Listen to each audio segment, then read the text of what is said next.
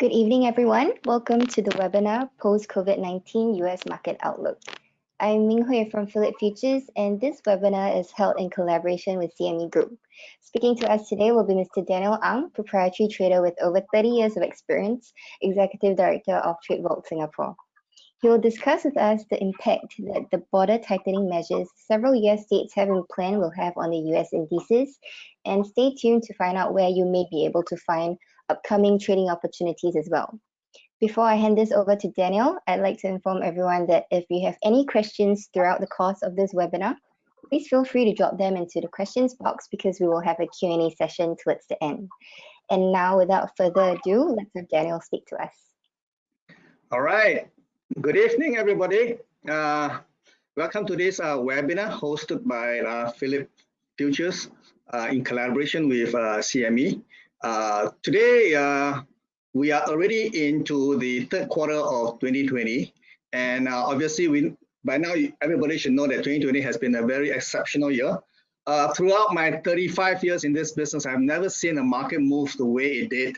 Over the last few years, in fact, we have been seeing a lot of irregular activity in the marketplace, whether it is in currency or whether it is in crude oil, or lately we have seen some phenomenal move in equity markets. Likewise, this year, the talk of the town is the precious metal markets. So today we're going to zoom in on these two categories, which is the equity markets as well as the gold market.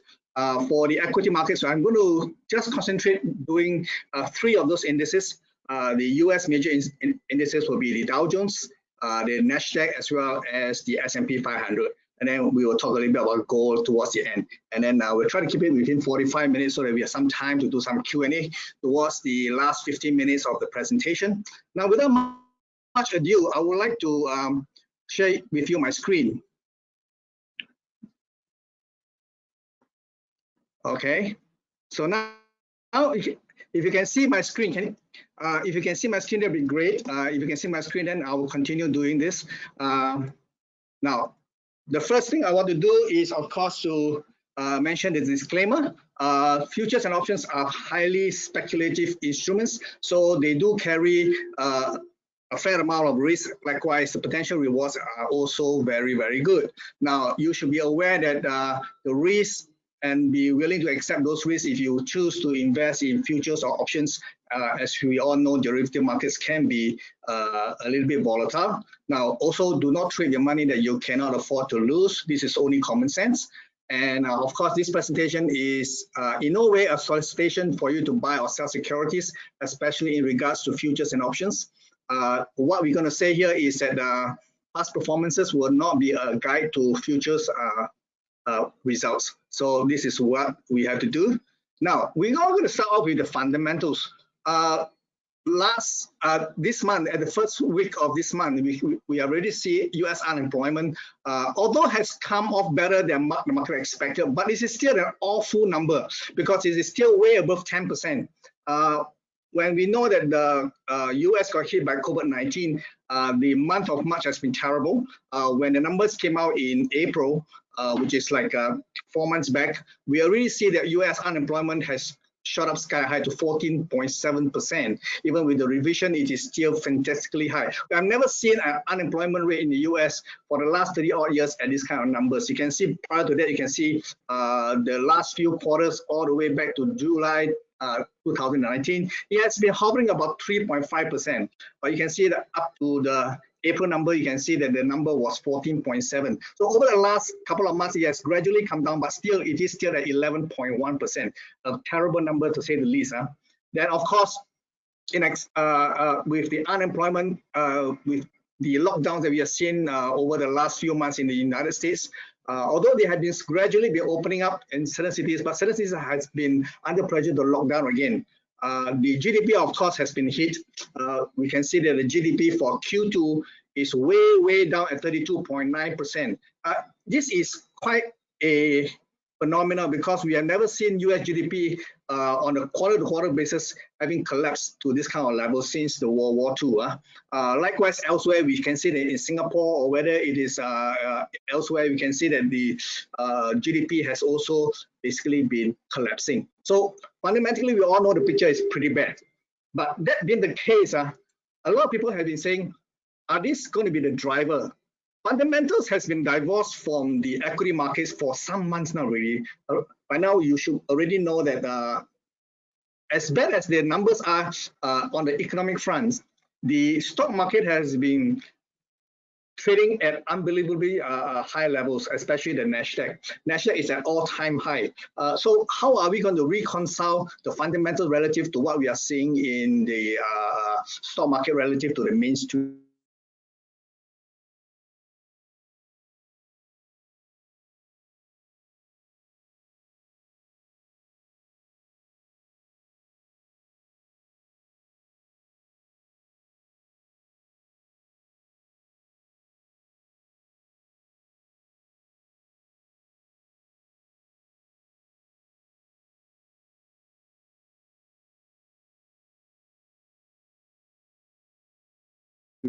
The market is building up expectation. And what if this expectation cannot be fulfilled?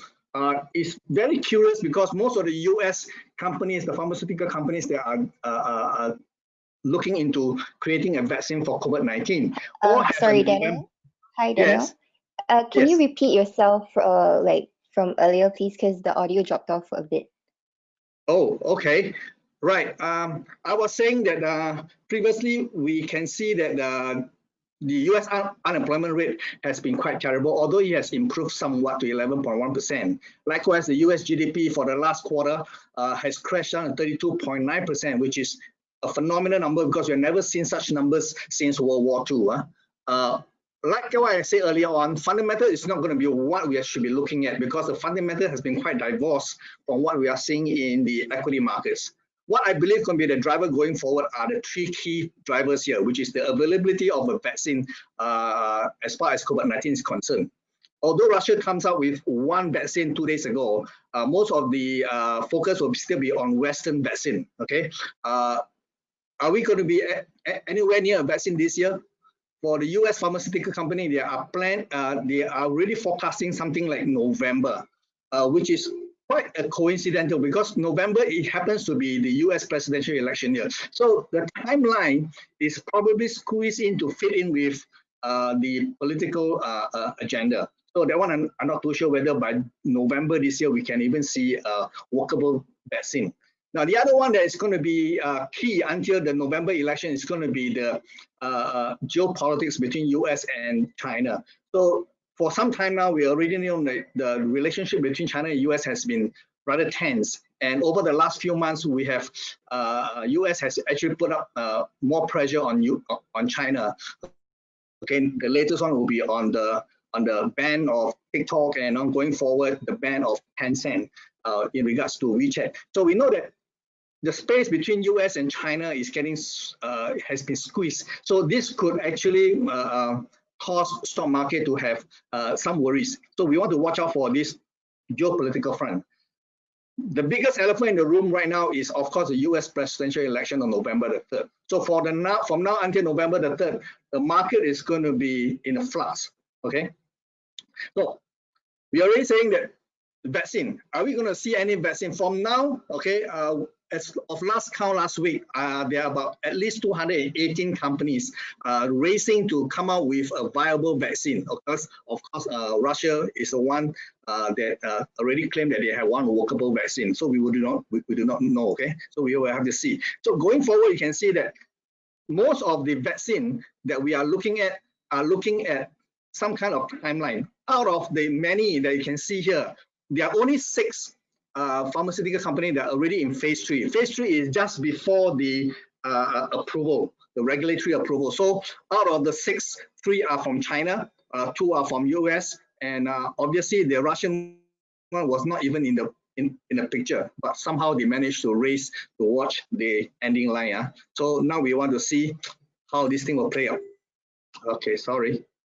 Now, okay. This map shows us how far the vaccine will be available, but I think it's a moot point because from this chart itself, it shows that India is likely to be the one to come out with the first vaccine, but of course, Russia have beat them to the punch. It's amazing because most of the Western world, as far as United States is concerned, you can see the yellow patch. They are all looking at November. And so, like I said, November is incidentally where the US presidential election is going to be held. So, geopolitics, since the inauguration of Donald Trump as the US 45th president, the US-China relationship has actually gone down, way downhill, okay? So over the months, you can see that this is a timeline. It has been escalating as far as the last few months concerned. It actually speed up. So going forward, is it going to be more tense until a shooting war actually happens? So it's anybody's games. So we want to watch this space for any further escalation in between US and China relationship. Of course, this is the one. Right now, the polls are saying that the Democratic candidate for presidential election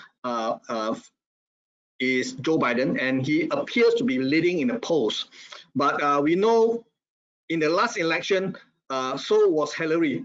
Hillary Clinton was actually leading the poll, but for some reason, Donald Trump came ahead. So again, we've got to take this with a pinch of salt, whether the polls can be trusted or not. Right now, although the poll seems to be saying that Donald Trump is lagging behind, and that's the reason why gold is also been rising, because gold actually rises not so much on anything else. It's because of if you notice that the dollar has been coming down, so it's actually a play on the US dollars. So long as US dollar is coming down, gold will continue to go up. Okay. Of course, we can see that this week the gold has taken a major tumble. So we will see later on how will gold play out, in my opinion. So this is the major index in the US. We have the Nasdaq Composite Index, which you can see the one rising way up. And that is the Nasdaq Composite. Then we have the Dow Jones, we have the S&P 500, and the broader market, of course, we have the Russell 2000. So you can see on the top left-hand corner, the Nasdaq year to date is already up almost 23%, which is phenomenal given the damage in the economy. S&P just barely managed to have a single-digit improvement over last year's closing price, which is up 4.63 as of last night. The Dow Jones is still negative, although it's flirting with the all-time high. No, it's flirting with just below last year's December 31st closing prices. Of course, Russell 2000 is actually way down. So you can see that most of the stock index other than Russell seems to be doing fairly well. Is this momentum going to be able to continue all the way until the year end? Okay, that's an open question. I'm sure this is the question that everybody wants to know. So, as you can see, among the four indices, they may look the same, but if you look closer, okay, the Nasdaq has never broke below the 2002 low, whereas all the other indices have actually taken out the 2002 low, which is the dot-com bubble low in 2002. Only Nasdaq did not actually have a new low. The rest of the major indices like the Dow Jones and S&P actually broke the 2002 low before it rallied up. So instead of saying that the market has been on an 11-year bull run, for Nasdaq it is actually an 18-year bull run, and this is still continuing. Later I'll be showing you a series of charts to show you from different time frame how the market has been performing. Again, like you say, okay, the Nasdaq from the 2002 low, which is a dot-com bubble burst, okay, actually he's up to this point in time is up 18 years in the running. So this bull run is by no means over as far as the Nasdaq is concerned. Likewise, for the other two major index, the S&P 500 and the Dow Jones Industrial Average, you can see that although it broke the 2002 low, they too also managed to go to all-time high. The S&P high for the year, okay, at this point in time is up 3.73%, okay, if you compare to the high. So you can see the Dow Jones, likewise, although we did not have, this is up to the closing price. So you can see that both the S&P 500 and the Dow Jones are also on a bull run, and except for the Dow Jones, S&P 500 is still very much in the running for a bull market. So let's see what is this. This is the market cap, okay? As you can see where the market is. Now, the reason why I'm showing you this is actually Apple stocks. Obviously, we're not talking about stocks today, but something major is going to happen this month. Now, last I checked, Apple stock was at $448. That's of yesterday. Now, they're going to have a 4-to-1 split, stock split by the end of this month. The whole idea is that at this current price, most of the retail investors probably will find Apple stock too expensive. So they're having a 4-to-1 split, meaning to say that if you have one Apple stocks, you'll be given 3 for free. Okay, so once the stock split happen at the end of this month, okay, basically we're saying that Apple stocks per share will now be at $110. So that will be more affordable, and that will have an implication on the composition of the S&P 500. Okay, so this is what we're going to see. So as far as the Dow Jones is concerned, Dow Jones is quite a different index. Most of the index are price weighted, whereas the Dow Jones, okay, unlike the S&P 500 and the Nasdaq, which are market cap weighted, the Dow Jones is actually a price cap.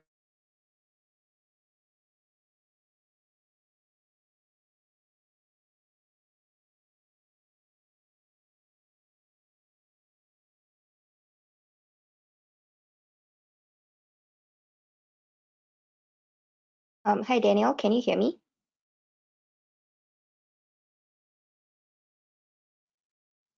Sorry, everyone, please give us a moment while we sort out the audio issue. Impact on the Dow Jones composition. Okay, so you can see Hi, that. Daniel. Hi. Yes. Can I suggest that you turn off your webcam so it doesn't take up the internet bandwidth, because your audio got cut off again. Okay. Sorry.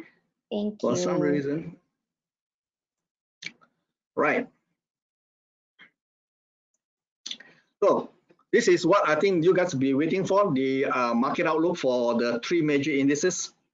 Now, this is the Dow Jones Industrial Average. This is on the monthly basis. Now, this is the cash index, so do not get the wrong idea that this is the futures contract, because most of the micro contract that we are talking today only have a recent history. Okay, so as far as the monthly chart is concerned, I have to go way back, and the only index that can give me way back historical values are the cash index.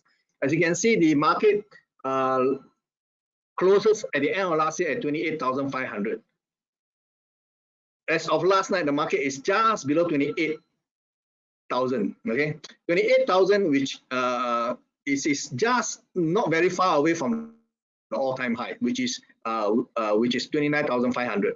So the thing is, do we believe that the market is still bullish? As far as the Dow Jones is concerned, I think we have already flipped. The Dow Jones itself, the bull market that we saw from the end of 2009 all the way to the February high, has already flipped to negative. So for the Dow Jones, the monthly trend is actually bearish, whereas the yearly and the quarterly trend, which is a much longer time frame, are basically still very bullish. So remember, the monthly time frame for the Dow Jones has flipped from positive to negative. So this one is what we want to be aware of. Although the market has been recovering, but it is flirting with the all-time high.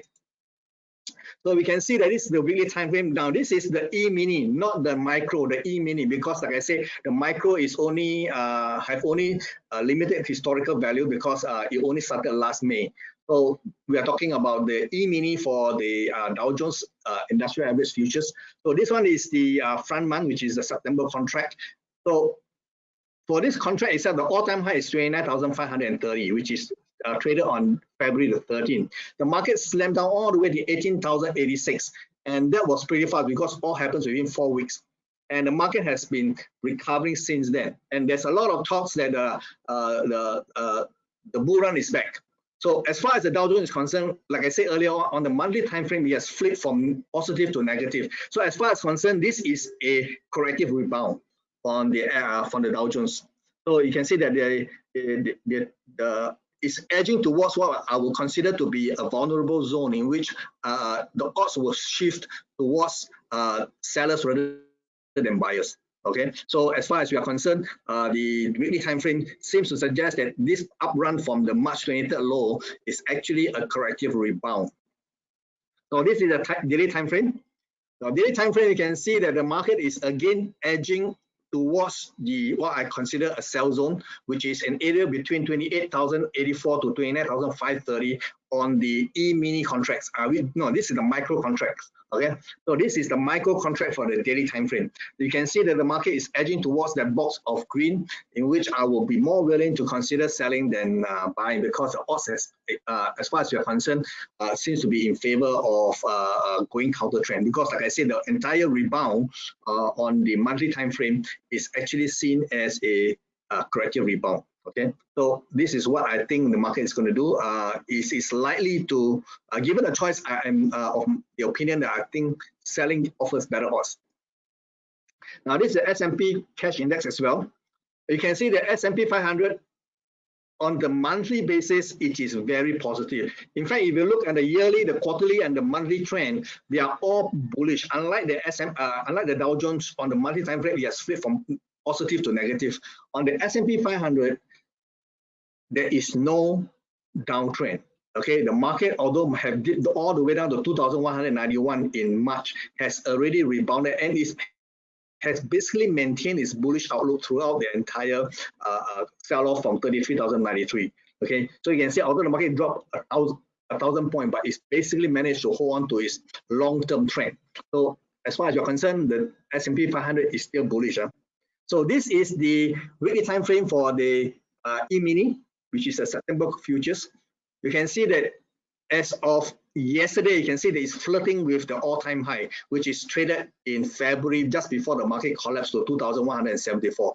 The market traded last high was 3,382.5, which is just a whisker away from the all-time high of 33,097.5. So unless the market take out 2,097, okay, which I believe is going to be a crucial line in the sand, the market doesn't come off and take out their low and close below their low, then I think the bullish outlook for the S&P 500 on the weekly time frame is still basically intact. The major one we want to watch is 2,760.20. Okay, so that's the one that if the market ever go all the way there and close below that level, the entire bull run that we are saying for the S&P 500 will also be over. Okay, so as you can see, whether you're looking at the energy, the momentum, everything else seems to be in favor of this market continue to edge higher. Okay, so going forward, like right now from we're already in the middle of August, going all the way to November the 1st, we only have about 3.5 months before the US election. So it's likely to hang on all the way there until after the election. Daily time frame, as you can see, the daily time frame is bullish. Okay, this is how it looks like. So whether it is the daily all the way to the yearly, all the cycle seems to suggest that the S&P 500, okay, is still very much on upright. Okay, so do not try to sell this thing yet, because the weekly reversal is at 3,239.20. So you want to watch this number. If the price doesn't close below this line in the sand, you want to maintain a positive outlook for this particular Dow Jones. So this is the S&P. Okay. Now the Nasdaq. Nasdaq is the one that has been holding up the market. Like I said earlier on, if you compare the 2002 low and the 2009 low, the Nasdaq on the low traded at the end of 2000 in March 2009 was 1,265, compared to the low of 1,108 in October 2008. So 2002. So there is no new low being created. The Nasdaq has been leading the chart since. Okay, and it has not showing any sign of slowing down. As far as you are concerned, the major area we want to see between the three index, something amazing happened. We have never seen this quite often, where the market trade into an all-time high and then crash and take out the last year's opening price. In fact, it went even lower. So the thing is that we have a high and then a low traded all within 1 month. So as far as I can remember, I've never seen a market has traded record high and then take out the low all within the same month. So this is something very unique. So it tells us the volatility is going to be exceptionally high going forward.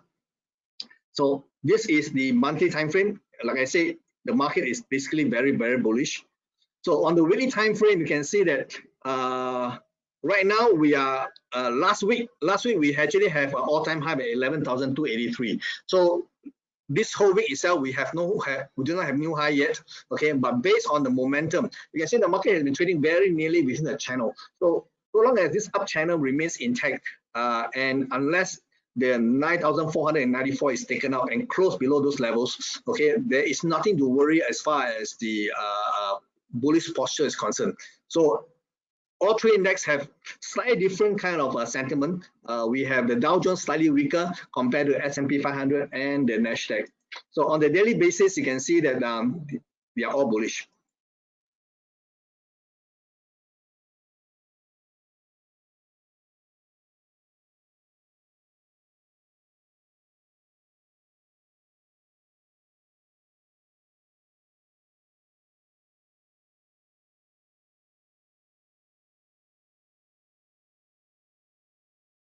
Hi, Daniel. Sorry, everyone. I think the audio got dropped off again. Let me try to get Daniel. Hi, Daniel. Hi. Sorry, yes. Can you repeat yourself again? Because the audio got dropped off like a minute ago. Yeah, thank you. Okay. Like I'm saying, the weekly time frame for the Nasdaq is still very much intact. It's still bullish. On the daily time frame, the one we want to watch, the level that we want to watch is 10,690. If we have a daily close below that number, then we will have to be very concerned, because it could mean that a top has been seen in the Nasdaq. When I say a top is seen, I'm not talking about the ultimate top. Like I say, over the bigger time frame, the higher time frame, the market is very bullish. If we have a top, it's going to be a temporary high. Okay, so I think it's only fair that the market do pull back a little bit, take some profit along the way before it rises again. Over the longer term, I do see all the US major indices rising to all-time high again. Okay. Now, as far as the history of equity index futures is concerned, previously when I was trading in the brokerage, the S&P 500, the Dow Jones was not available as a futures, but so we trade a lot of S&P 500. As you can see from the chart on the left, back in late 1980s, the Dow Jones was only at 1,200 points. Okay, and then it rises close to the year 2000, is up almost more than 10 points, tenfold.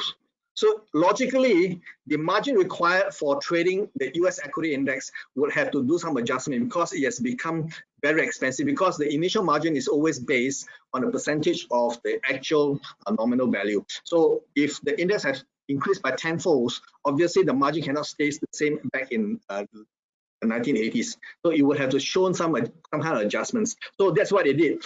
Just before the year 2000, equity, the E-mini has been introduced. And of course, since then, the market again has doubled. As far as the Dow Jones is concerned, it traded almost to 30,000. So again, the initial margin will have to be revised. Instead of revising that, they will have to come up with a new index to reflect, so that retail traders can actually be able to afford, to participate in the equity index futures. This is how the micro E-mini comes about. Okay. And since its launch, you can see just prior to this year, the average daily volume traded is just hovering about 500,000 contract a day. But you can see the spike up in March. That's where the market becomes super volatile. And since then, on the average, the daily volume traded for the micro E-mini futures contracts for the equity index is at least $1 million. A million contract a day. So you can see that the retail investors are actually, actually like this new contract, because it makes them more accessible.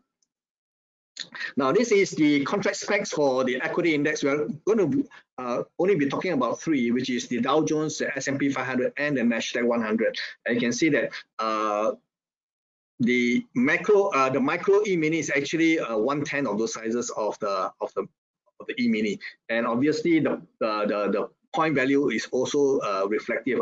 1 point in the E-mini in the Dow Jones is $5. Okay, the micro is only 1/10 of it, which is 50 cents per point. So it makes it a lot more affordable. If you look at the initial margin, it's also 1/10 of the initial margin required for the Dow Jones E-mini.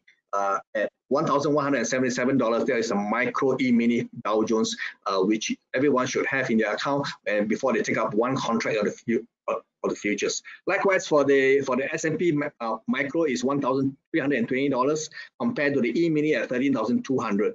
The Nasdaq futures, as far as the indices are concerned, is possibly a little bit more on the expensive side. The micro E-mini Nasdaq is at $1,650 compared to the E-mini at $16,500. This one is traded every odd months, which is the March, the June, the September, and the December. Okay, every quarter. So at the end of this month, CME is going to launch the E-mini S&P 500 and Nasdaq 100 option on futures. So this is going to be a derivative of the futures contract. So this one will add in more, give investors and traders more instruments for them to have different strategy. So the option market actually is actually quite vibrant. If you are somebody who wants to take limited risk with no cap on your growth potential, option is a way to go. But again, option is an instrument you should take some time to understand them. If you need to know more about the option, there's a link here, so you can go to CME website, click on this link, and you should be able to be on the way. Okay, you can see the options for the S&P 500 has been phenomenal. You can see the volume picking up over the years. Okay, the year 2020, we only at the 3/4 mark, and already the volume traded for this particular S&P 500 options has been way above all the years combined. Okay, now I'm sure this is something that you also want to know, which is the gold market. Now the gold has been phenomenal this year because it has actually outperformed the equity index. Dow Jones is up year to date less than 23%. Gold at its highest point was up as of last night, is up 26%. Okay, which is a little bit better than the best of the best in the equity index. Okay, so there is a shift from investors who are looking to participate, seeing what they see. Okay, the COVID-19 has done quite a bit of damage to the economy, and they look at how the politics has been played out, the geopolitics between US and China. So actually, when you come to think about it, these two set of instruments actually shouldn't be going up all at the same time. Okay, equity index is a risk index. When you see opportunity, you want to take risk. Okay, so what we call a risk-on product, which is equity index. Okay, whereas gold is something that when you when the risk is on, the money will normally not be parked in precious metals. But this year it has been very different. So if you look from the fundamental point of view, the gold has been rising together with equity index. Okay, of course, when between February to March, when the market was coming down, gold also came down together with equity index. So if you have been tracking the two different asset classes, you'll be scratching your head as to why these two asset classes normally have what we call inverse correlation. Now we have positive correlation. Okay, most of the time the driver has changed.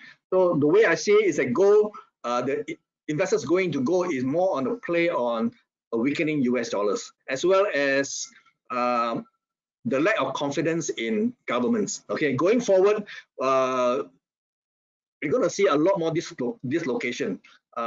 There's a lot of crises. They are building up, energy, and going forward over the next 24 months, we're going to see more and more unfolding. Okay, once we get over the November US presidential election, we're going to see more activity. Meaning to say that there are more crises coming forward. And to give you a clue, look into Europe. Okay, Europe is going to be, I think, where the next epicenter is going to be. Okay, if you look at all the things that's been ongoing, you look at how they have launched QE after QE after QE, and then they go on negative interest rates. So this monetary crisis is coming. Okay, likewise, the amount of debt governments has taken on to stimulate the economy especially after March this year, okay, led by the US, and then you have Europe, then you have Japan. In fact, all the major governments around the world has been stimulating their economy to deflate the negative impact of the COVID-19 lockdown, okay. But all this will come at a price, and the price will come over the next 20 months or so. Okay, so we have to watch out for events that's going to come. The high level of sovereign debt is going to be one of them. Okay, so the key monthly reversal for gold, as far as concerned, okay, right now it's just above $1,900 per ounce. On the monthly basis, if the market ever close below $1,551, that will be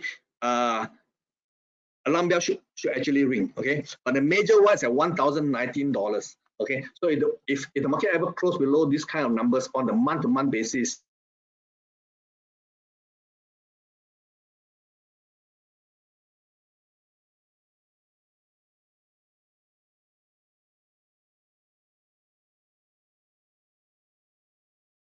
Sorry, everyone, please give us a moment while we sort out the audio issues.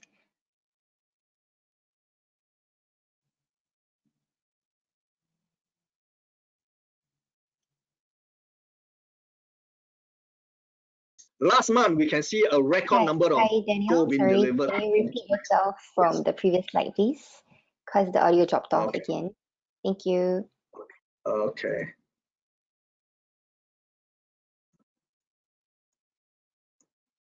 Okay, let me see, where am I?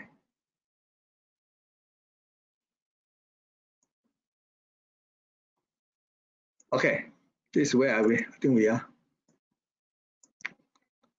Okay, I was saying earlier on a monthly basis, gold is still very much intact. The bullish posture is very much intact, unless we see a closing on a month-to-month basis below $1,551, or the major one will be $1,519.60. This is based on the front month contract. Right now it is, I believe, the October contract. So when you look at these prices, we want to be aware that unless these prices are seen, okay, the bull run in the gold market is very, very much intact. Okay, earlier on I was saying the prime driver of gold is not so much of anything else. There's not a fear of inflation. It's more like a safe haven kind of bet. Okay, when people looking at how the how chaotic the situation is, when the economy has basically tanked, and then the geopolitics has not simmered down, actually has escalated, and then you can see the domestic politics in the US is pretty messy. In fact, this is going to be one of the most bloody presidential election we're going to witness in decades. Okay, so all these are causing investors to rush to watch gold. Okay, nothing else other than the fear index is at play here. The technical outlook is actually quite bullish for gold, okay, although we have seen a 10% fall off from the high just 48 hours ago. Okay, like I said, this news came in at the end of last month. The date here is obviously wrong. It's 31st July. There was a record number of gold being delivered out of COMEX, okay. In fact, as early as March, we already see the strain on the gold market. Everybody who trade gold understand that there is a parallel market in London. In London, it's more on the cash market, whereas the COMEX is trading futures contracts. And it's always been a play where people sell into London and then try to arbitrage between London and COMEX gold. And because of the COVID-19, airlines are not flying. Those bullion bank has been doing this for all these years. Suddenly found themselves in a position whereby they could not deliver against their short position in London because airlines are not flying. So they couldn't ship the gold. So that pressure has been building up since as late as end of as early as March. So what we are seeing here is a record delivery of COMEX gold. Normally, the speculative interest in COMEX futures is actually more than London. Hardly anybody ever take delivery in on COMEX gold, but this thing has changed. You can see that in February there was 8,234 contracts being delivered, and then in April it spiked up to 31,666 contracts. Okay, and then for for the one expiring very soon on the 27th, an outstanding of 32,700 odd contracts is still going to be delivered. So we can see that the market has changed somewhat. Okay, so I think this is what causing the gold prices to go up. This is what we call a short squeeze. And which bank is actually the most vulnerable? Reports has been saying that HSBC is very vulnerable because they have been holding large position of short in the London spot market. Now, on the technical side, likewise, you can see that gold has been going up steadily, and as of last week, you can see a high being traded $2,089.30. This is a record high. We have never seen gold at such prices before. Okay, but you can see that one red line, one red bar that has been formed. Although today is Thursday, for the last 3 days, last three trading days, we can see that the market actually sell off. So bearing in fact that the market has gone up quite a fair bit, 27% for a year-to-year run is fantastic. Now, what we are more concerned is this. If you look at a monthly basis, if gold ever closed below $1,798.10, which was the opening price for last month, then we're going to get what we call a bullish, a bearish engulfing bar, and that is a very, very bearish sign. Okay, until we see that sign, okay, I think, we have not much to worry about this gold market yet. Okay, the weekly reverses at $1,766.20. If the market doesn't close below these numbers, okay, on a weekly basis, then I believe it is still very safe as far as the bull run is concerned. Now, everything else is bullish on the technical outlook size. Now, on the daily basis, we want to be aware. If you have profits on the long side of this market, you want to slowly take your profit, okay? Because the market has come to a point whereby I think profit taking has come into play, okay? We have elected one bearish reversal 2 days ago, which is one alarm bell, okay? Subsequently, if we do not close below 1800, then I think we are safe. But for a fact that we have re-elected one bearish reversal on the daily basis, that gives for concern, because in a bullish market, we should not be electing bearish reversal. Okay, we can say there are 2 more bearish reversal down the road. Okay, and the crash number that we want to see on a daily basis is 1,794.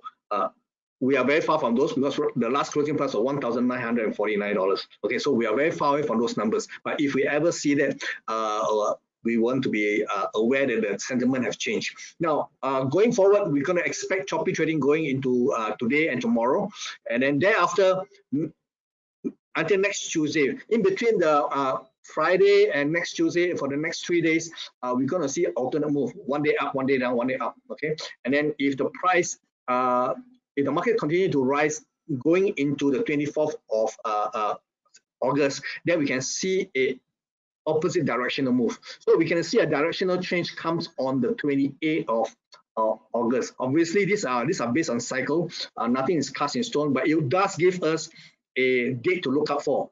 Okay, already the market has already fallen off on a daily basis. It's actually quite damaging because the price bar looks like the profit taking is actually quite widespread. Okay, so we want to be very, very concerned. Watch out for the date, August 24th. So you can see on the technical side, on the daily basis, although the weekly and the monthly remain bullish, on the daily, we can see that the sentiment has changed somewhat. Okay, long term is still bullish. The cycle is still in favor of gold going up, but on the daily basis, you can see that sentiments are beginning to shift to the downside. So you want to be aware of this. Do not short this thing yet, because there is no confirmation that the gold market is over. So this is the gold futures contract specs for the E-mini. Remember, the settlement is very, very different. If you trade the E-mini, is cash settled. That means to say that by the end of the expiration, you don't have to do anything. You will just simply settle in cash. But if you trade the micro, this thing is deliverable. Okay, it means to say that if you hold on to a contract, that let's say you hold on to a long contract, by the end of the last trading day, you are expected to take delivery. Likewise, if you short this gold market, you are expected to deliver against your short position. So be very, very aware that the micro E-mini gold contract is a physical delivery settlement. Okay. Other than that, the affordability is obviously very good. The initial margin is below $1,000, make it very affordable for the retail investors. This one is traded for first 3 months and then every even months. So this is the contract specs. As you can see, the volume now has shifted. This is the volume. The volume has shifted to the December contract, but the active months is actually the October contract. Okay, so you want to be aware. Do not continue to trade the August contract. Okay, you at best want to do the October, but the volume right now has shifted to the December contract. As of last night, it's at 64,164 lots. So you want to trade the one with the highest volume. Okay. Now, if you need to know more about the futures contract on CME, this website is actually very good. You can see that there's tons of information. There are courses, there are even a trading simulator. If you want to know about more economics, the data, what it means, they are all available at this link here. You can click on this link and go.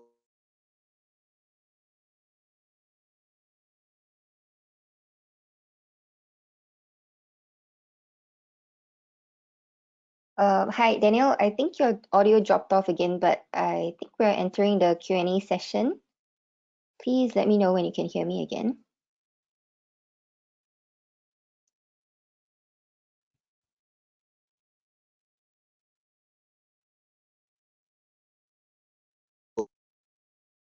Hi, can you hear me?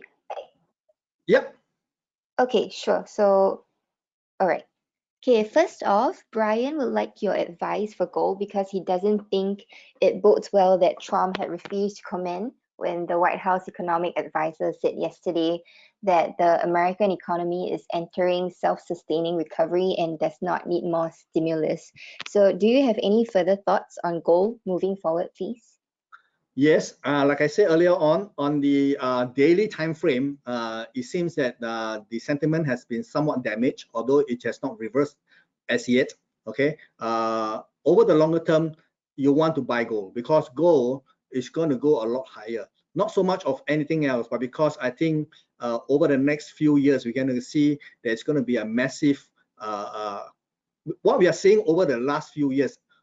The scene that we are seeing in Hong Kong over the last few years is going to be repeated, and we're already seeing that in America. Okay, that means there's going to be civil unrest when governments has mismanaged the economy, and they have over the years. I've seen how they have basically mismanaged the economy. Right now, most of the central banks are relying on this thing what we call the modern monetary theory, which means that you can continue to print money out of thin air and support your economy. And we all know that there's nothing for free. There's no free lunch. At some point in time, the chicken will come back to crow. So when people look at how the policymakers has mismanaged and central bankers are trying out every new tricks, what we call unconventional monetary policies, they know that something is not right, and they are already shifting to something that they can hold on of value, and that means it's no longer buying government bonds. Okay, the money has been shifting to equities, money has been shifting to real estate, money has been shifting to gold. Okay, but going forward, like I said, right now the whole world is on this trend whereby governments are trying to find some way to raise taxes, and they are digitalizing currencies. China has done it. Europe is going to be next, I believe. Okay, when currencies are being digitalized, it means that governments can tax at will. Okay, right now the negative interest rate is not doing the trick. The whole idea of negative interest rate is to punish saver, make it no incentive for you to put money in the bank. They want you to consume. But we know what we know right now. COVID-19 actually has been an eye-opener. Despite all the major government programs to stimulate, to give cash back to the public for them to spend, if you have any kind of common sense, would you want to spend the money? Okay, the thing is that you are not sure whether you're going to have a job, you're going to have no monetary security. I think basically people will tend to tighten their belt. Okay, so going forward, gold is going to be a good play, although the entry and the timing is going to be crucial. Right now, the market is coming off a little bit. Let's see how far the market can pull back without damaging the long-term trend. Okay, I think gold is basically something that you want to hold on, whether as an investment. For trading, that's a different story altogether. Investment means you buy and hold. for trading, timing is crucial. Okay, so we have a follow-up question from Brian about gold as well. So with the COVID-19 vaccines coming up, the economy will recover, but will there still be fear for gold to go upwards? I will have to correct that questions because COVID-19, the vaccine may or may not be available. Okay, the forecast is availability somewhere in November. Okay, like I said, this thing has become a more political than anything. November is incidentally where the US presidential election is going to be held. Okay, we all know that to actually have a proper vaccine, okay, it doesn't happen in months. It has never happened in months before. Okay, we do not know whether it will be effective. So the thing is this: the market has been rising. Right? When we talk about the market rising, we're talking about the gold market. We're talking about the equity market. It has been rising on the hope that a vaccine will be available. So we are building up expectation, right? And we all know the higher the expectation, the bigger the disappointment. Come November, and there's no vaccine, what will happen? Okay, so the reason why the market has been bought up is based on the expectation of a workable vaccine. That may not be the case. Okay, Singapore already saying that a workable vaccine for the mass market may not be available until the end of next year. Okay, that is more a more practical timeline. So for the market to build up expectation all the way until November, I think it is a bubble waiting to be pricked. So basically, we want to be very, very concerned about this. So from now until the November election, it's going to be volatile. Okay. Next question is, Jonathan has asked if you can explain more about the 24th August key date to watch for gold, and what is your advice if he has an open long October contract for gold, but currently out of the money? Okay. When I pick August 24th, okay, that is a look on cycles. Now, cycle is another way to look at market timing. Okay, most of the time, a lot of technical analysis can give you a price, especially if you are doing wave analysis, or whether you are doing Fibonacci, or whether you are doing some kind of harmonic kind of studies. They will be able to give you a price, but knowing when the price will be hit, that is crucial. That's all boils down to timing. So I do keep track of cycles, although I don't want to spend too much time explaining what cycle is all about. But it does have, market does have cycles, and on this particular front, there is an expectation. Come August 24th, okay, we expect the market to reverse trend. If the market has been rising all the way up to 24th of August, we expect thereafter the market will reverse. Okay, so you have a date. Okay, now if you can combine that with some kind of analysis to predict some kind of forecasting on prices, then that will give you the two most powerful elements. You have price, you have time. Okay, most of the time we have the price but no time. It means to say we do not know when it's going to happen. So take it with a pinch of salt. August 24th is not cast in stone, as I said earlier on. It gives you a date for you to be a little bit more aware. So you do not want to buy all the way or want to sell all the way up to that date, because the market is expected to reverse. So a lot depends on what happened prior to August 24th. Is it a rising market or is it a falling market? It has been falling, then August 24th will be the rebound. If it has been rising, it's going to come off. Okay. Yep. Okay, so for the next question, it says some people see Bitcoin as an alternative to gold, and how do you perceive this trend? Today we're not talking about Bitcoin, but if you want to ask me, I think Bitcoin will never see its day in the sun. Okay, it's very simple. Governments want control over something as important as currency. Bitcoin is saying that it's going to be decentralized. Governments cannot control it. It's something governments don't like. Okay, we can see China coming up very hard on cryptocurrencies. They have shut down every operation, whether you are exchange, whether you are doing ICOs, whatever, anything regarding the transfer of cryptocurrencies. Okay, it will come under a lot of pressure. Governments will definitely clamp down. Okay, yes, the promise has been there, but governments do see the promise of a blockchain. China has already launched the digital yuan. Okay, that is a big experiment. If this thing can take off, okay, very soon other central banks will follow. So for them to compete with another currency like Bitcoin, I think is a little bit far-fetched. Yes, as an instrument, it is tradable. But whether it's going to be what we call an alternate currency, I don't think.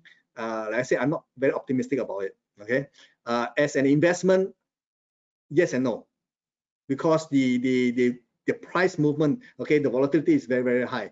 Okay, but again, whether it is going to be a viable currency or alternate currencies to what we are using in terms of fiat, I don't believe that will be the case.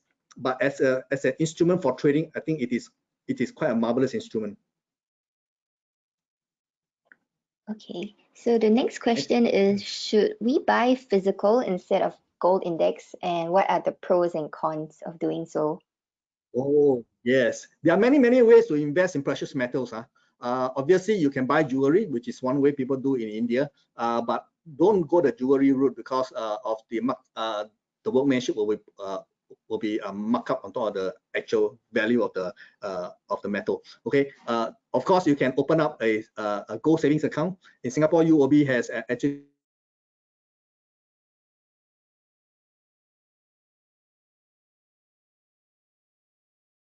Sorry, the audio got cut off again. Let me try to reconnect, Daniel.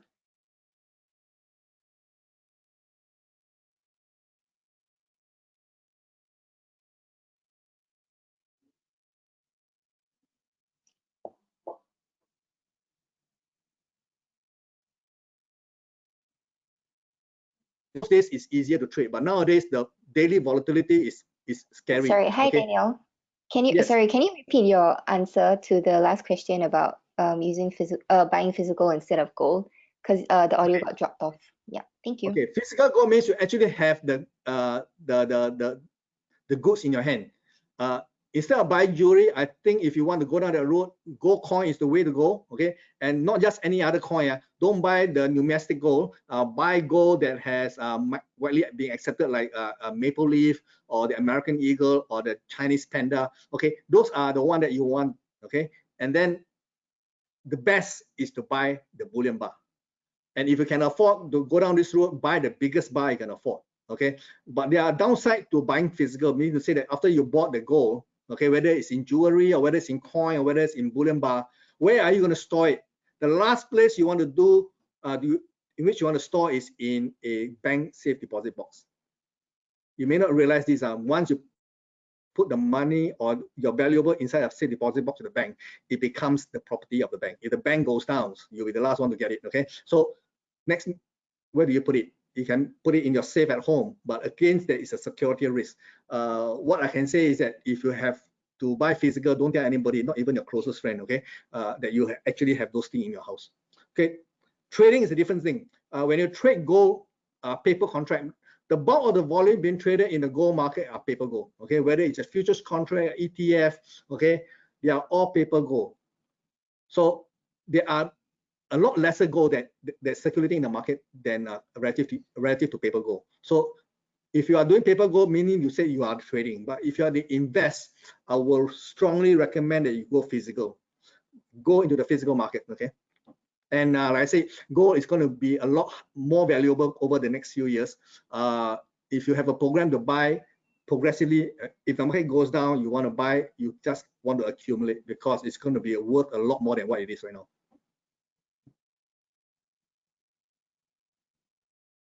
All right. Anything else? So, okay, time is almost up, so we'll take our last question for tonight. It's about the elections. If Biden gets elected as president, what does it mean for the market in the near term and for the long term? You'll be surprised, regardless of who wins, the market is still going to go up. Okay, but based on wave analysis, it seems that the next move is pointing towards a down market. Okay, meaning to say that whoever get elected at the end of this election in November, and it will be very contentious because nobody is going to accept the result. If Trump loses, he's going to find a way to say that there is fraud. Okay, already he's laying the ground to say that mail-in votings are potentially fraudulent, and Biden, okay, has some issues with him because this old gentleman is beginning to to have some kind of mental issue because that's why he doesn't want to engage in debates because he could go off real. Okay, so the thing is that regardless of who wins at this year's election, okay, the market will be hanging on until the very date, until the results are known. If the results are going to be contested, then it will be months before this thing is going to be resolved. So over the longer term, whoever get elected, the market is still going to go up. All right. Okay, so thank you very much, Daniel. That was the last question that we will take on tonight. We have received an overwhelming number of questions, and for those that we did not manage to answer, we will do so via email. And we will also be sending everyone a link to today's webinar recording so you can watch it again if you'd like to. Yeah, so thank you for sharing your insights with us, Daniel, and thank you very much, everybody, for being such a great audience. We've reached the end of this webinar. Have a good night and goodbye. Thank you. Bye-bye. Thank you.